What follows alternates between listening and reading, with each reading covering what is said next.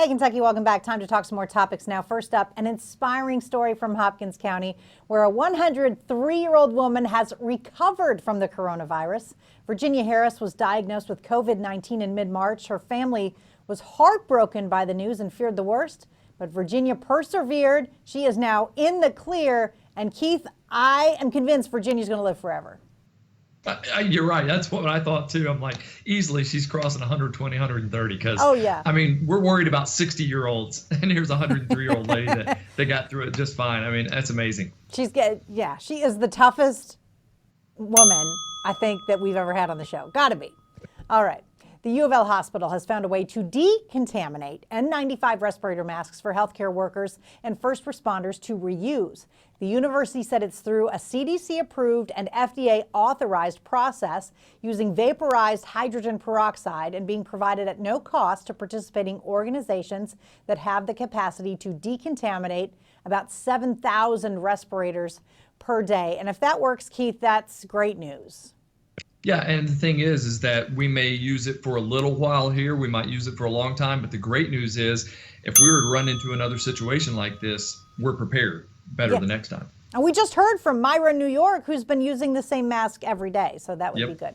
Elsewhere in Louisville, one company is turning trailers into mobile COVID-19 response units.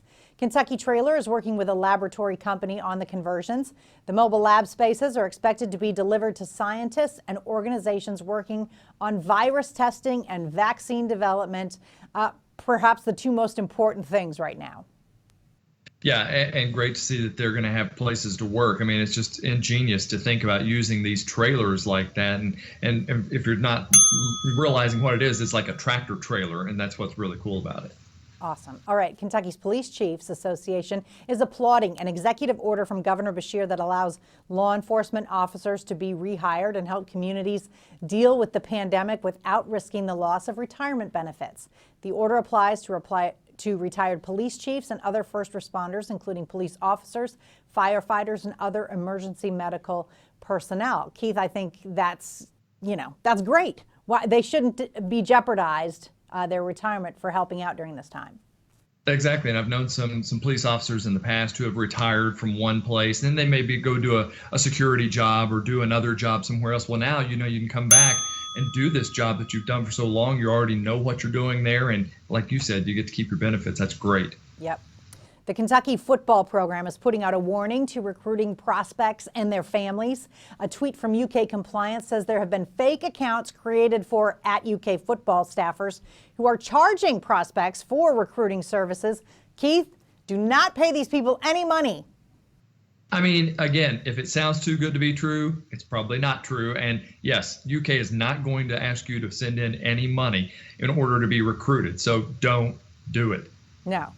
They will not. No university will. So beware. All right. A Twitter account that prides itself on scooping non-conference college basketball games is reporting that UK will host Brad Calipari's Detroit Mercy Titans next season as part of a multi-team event. The new report also refutes the old rumor that UK will travel to Detroit for a game next season.